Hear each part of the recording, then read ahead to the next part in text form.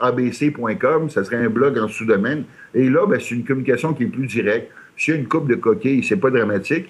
Un wiki, ben, vous pouvez faire l'encyclopédie de votre domaine. Un wiki, le plus connu, c'est Wikipédia.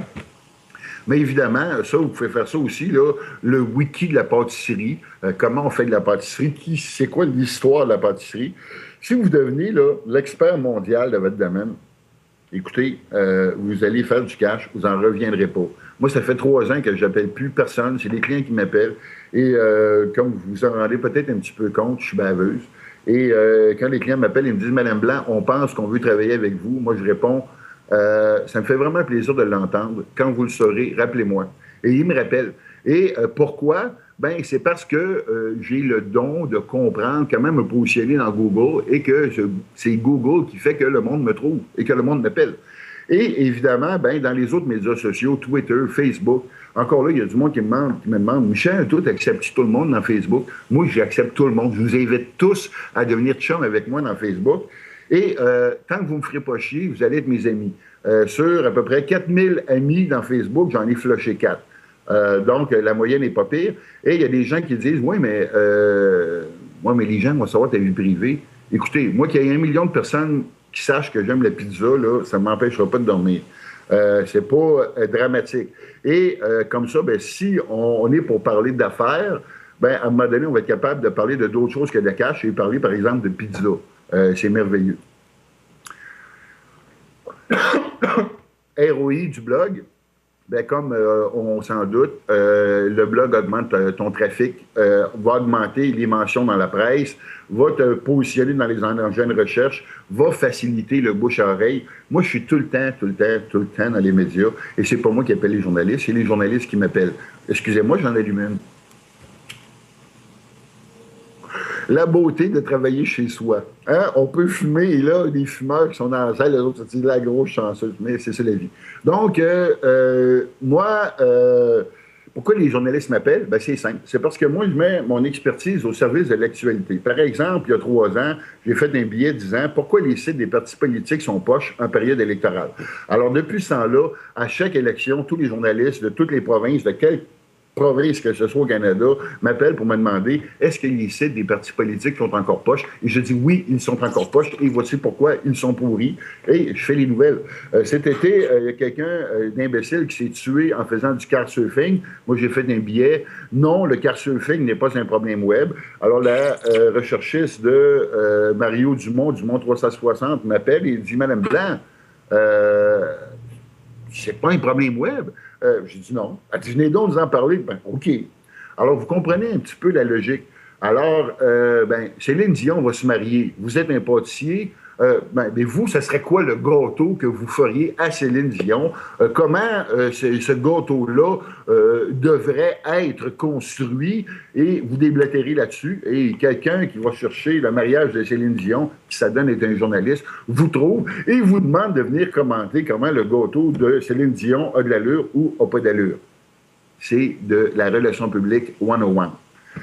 Pourquoi c'est intéressant des médias sociaux? Au moment où on se parle, les détaillants en ligne britanniques ont plus de trafic venant des médias sociaux que de la publicité coup par clic de Google. Ça commence à être majeur parce que c'est l'effet du beau-frère. Quand le beau-frère dit que c'est bon, le monde y va. Sur Facebook, si vous regardez vos chums Facebook, là, de plus en plus, les gens vous disent tel article est intéressant, telle chose est passionnante, telle affaire a bien de l'allure. Et vous, là, si vous voulez un plombier, là, est-ce que vous voulez avoir le plombier qui va être consulté, qui va être conseillé par Google, ou vous préférez avoir le plombier que vos chums ont déjà travaillé avec et qui vous disent que c'est un bon plombier? Bien, ce plombier-là, cette information-là, vous allez probablement la trouver sur Twitter et sur Facebook. C'est assez impressionnant. Moi, j'ai fait un tweet, j'étais conférencière à Rimouski il n'y a pas longtemps.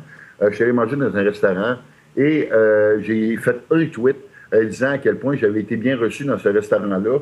Et la femme du propriétaire m'a écrit pour me dire que, parce que j'avais mentionné que j'étais tombé sur le cul en mangeant leur jarret d'agneau, son mari est obligé de rester debout le vendredi soir suivant, toute la nuit, pour refaire du jarret d'agneau et que ça avait eu plus d'impact sur son chiffre d'affaires que 1 an de publicité à Astral Media.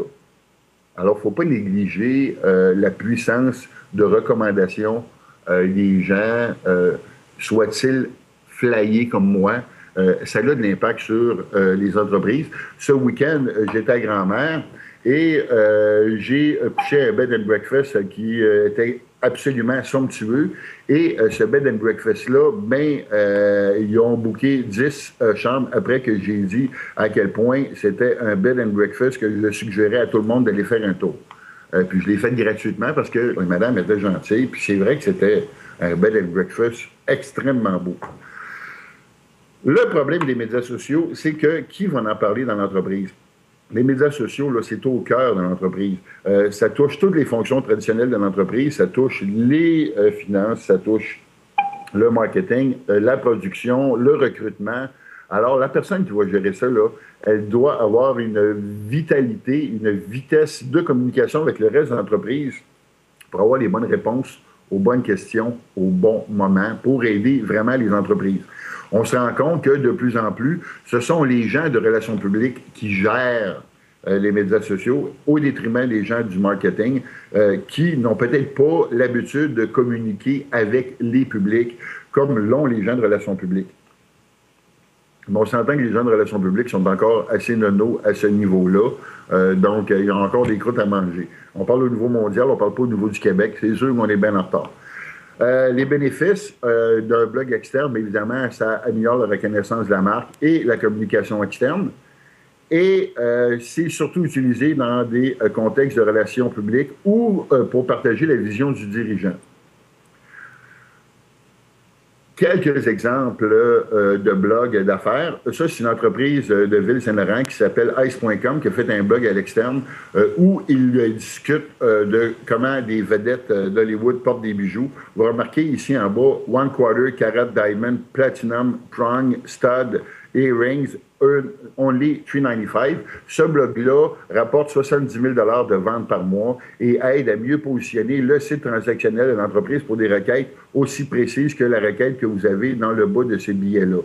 Un autre exemple de blog, Dessin Drummond. Bien, Dessin Drummond, en sous-domaine de son site, il va discuter de différents sujets reliés à la construction et à la rénovation. Et comme il vend des plans de maison et des plans de rénovation, c'est assez efficace. Comme vous voyez dans ce billet-là, il parle de l'installation d'une fosse septique et le président, M. Garnier, était très fier de dire dernièrement que si vous cherchez le mot fosse septique, vous arrivez sur son blog. Il ne vend pas des fosses septiques, mais il vend des plans de rénovation et ça peut inclure le plan d'aménagement pour mettre une fosse septique sur ton terrain. Fait que c'est assez intéressant.